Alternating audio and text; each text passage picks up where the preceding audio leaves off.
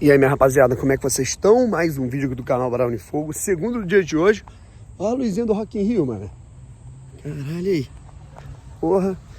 Bom, não esperava voltar aqui hoje, né? E não esperava, né? Enfim. De fato, não esperava voltar aqui hoje, né? Porque eu ia fazer uma live, né? Na verdade, eu vou fazer uma live amanhã, por volta ali das 2, 3 da tarde, né? Pós-almoço ali, né? Aquele momento ali de intervalo que você geralmente tem, porra, de almoço ali no trabalho, vocês vão poder me assistir e trocar uma ideia, beleza? Ou dar aquele miguezinho do trabalho, porra, coloca ali a live no cantinho, bota um fone, participa rapidinho e tudo mais. Eu sei que vocês participam, tá ligado? Mas vamos lá, rapaziada, se inscreve aqui no canal, deixa o seu like, ativa o sininho pra você não perder nenhuma novidade.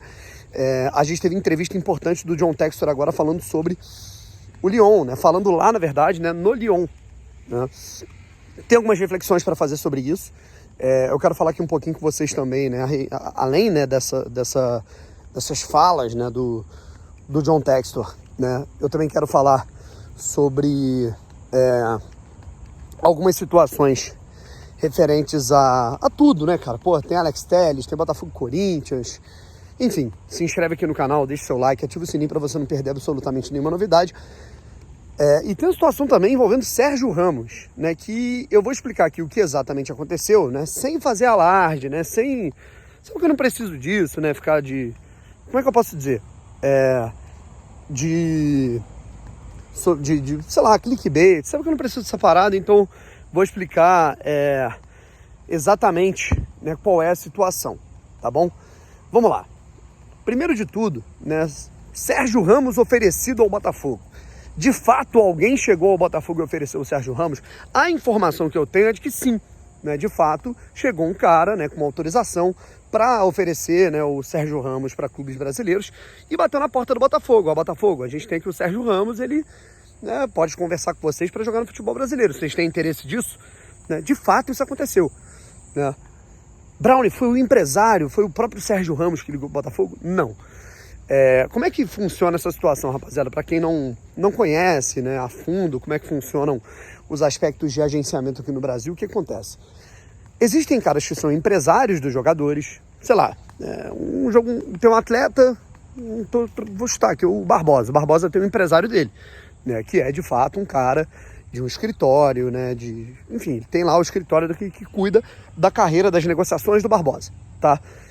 E existem jogadores que eles são tão grandes, né, pô, Sérgio Ramos, o próprio Depay agora no Corinthians, vamos citar o caso, né, o Calu, né, lá atrás no Botafogo, né, são jogadores de um renome maior, né, internacionalmente falando, né, e esses jogadores, eles têm uma repercussão muito grande até mesmo fora do Brasil, né, enfim, né, globalmente, e aí com isso, intermediários acabam trabalhando, né.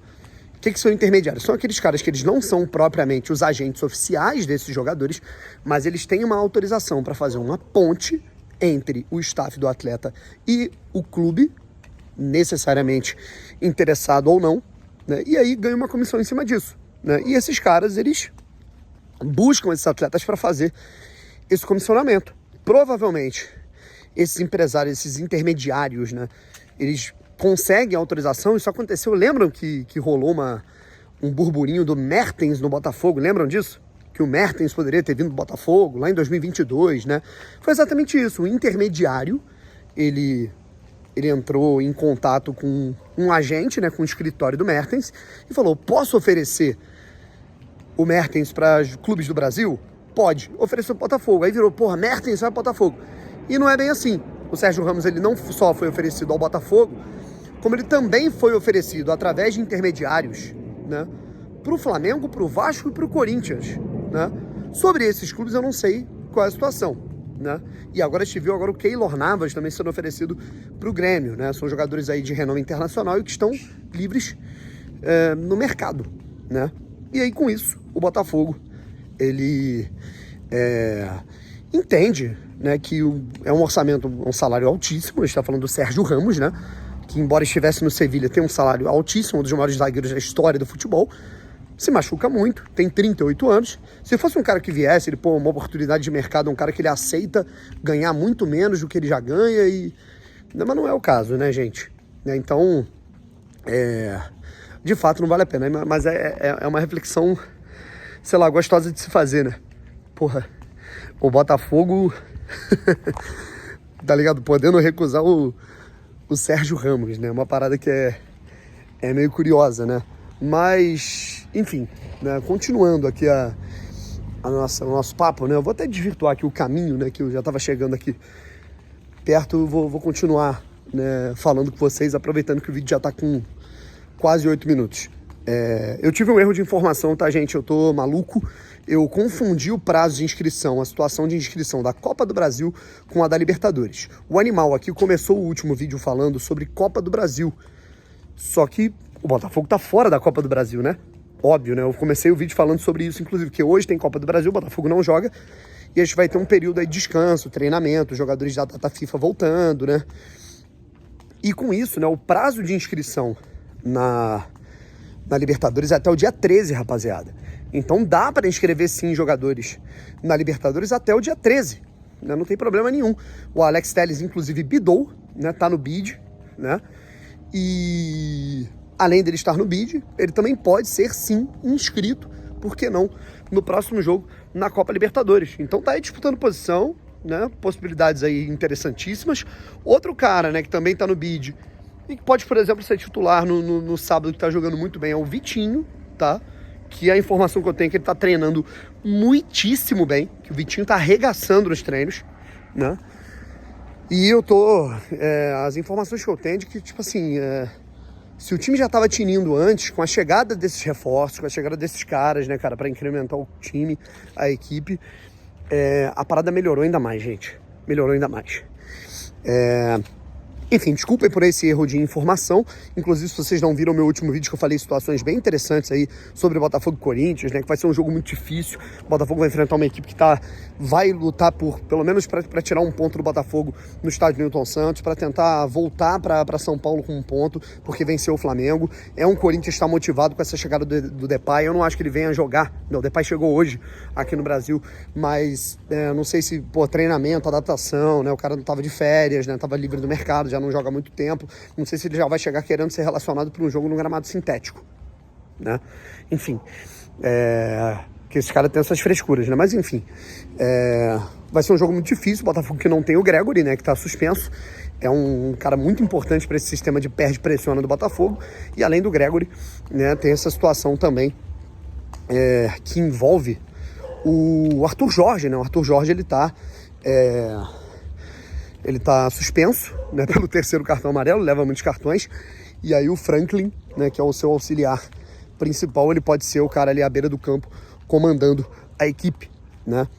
E aí sobre o John Textor, cara, o Textor, ele falou, né, lá no Lyon, é curioso que a maioria dos jornalistas franceses, eles perguntavam, por que você dá mais atenção ao Botafogo do que ao Lyon? A torcida tá achando que o Lyon é satélite do Botafogo. É curioso que a imprensa aqui do Brasil e os torcedores rivais, eles vivem com essa ideia. E que alguns torcedores do Botafogo estavam querendo comprar, né? Levando faixa, né? Foda-se sua rede multiclubes. Foda-se a sua empresa, nós não somos satélite. Vocês caíram, né, no bait das torcidas rivais, né? E a gente vê como esse conglomerado de clubes, né, essa interligação entre clubes do Textor é fantástica para o Botafogo, é maravilhosa para o Botafogo. E isso é uma parada que a gente sempre falou aqui no canal, independente dos erros, que a gente sempre destacou, né, e falou que existiam, né, erros, e que ainda existem alguns erros, né, dentro da gestão do Botafogo, a gente sempre fala por aqui. Mas essa parada de, não tem que ter interligação entre rede e multiclubes, isso eu sempre fui contra, isso eu sempre discordei, né? E a gente vê que o Lyon se sente satélite do Botafogo, né? Que o Lyon compra jogadores e eles são emprestados de volta ao Botafogo, né? O Lyon gasta grana e os caras reforçam o Botafogo. Jefinho, Adrielson, a gente viu o El Araújo vindo pra cá, né? E o Textor garantiu que o Almada vai para o Lyon depois no fim do ano, né? O Almada com certeza vai, não garantiu o Luiz Henrique, importante ressaltar isso. Falou em 600 milhões em vendas, né, cara? Falando sobre o Botafogo, né? Citou o Igor Jesus, citou o Luiz Henrique. O Igor Jesus eu não queria que o Botafogo vendesse não, irmão. vou te falar, porra, cuiabano e tal, mas beleza, mas o Igor Jesus eu não queria que o Botafogo vendesse, cara. Vou confessar pra vocês, não queria mesmo. E não acho que vai vender não, mas enfim. E tem a situação, né, envolvendo